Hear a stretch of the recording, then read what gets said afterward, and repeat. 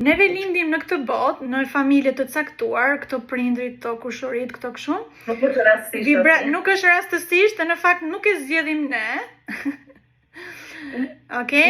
Që ta zgjedhim ne duhet kesh një shpirt shumë i evoluar. Neve lindim në atë familje ku vibracionet e tona dhe karmat janë të ngjashme me ata njerëz.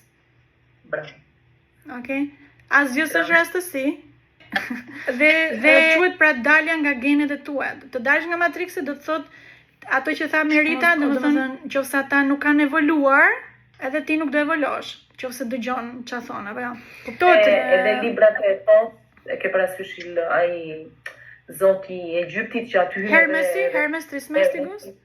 Hermes thotë dhe ata kanë dhe ai vet ka, domethënë tamam sin e jetës. Dhe kemi Giuseppe Catapano, se profesori Petrogje ka takuar atë në Itali.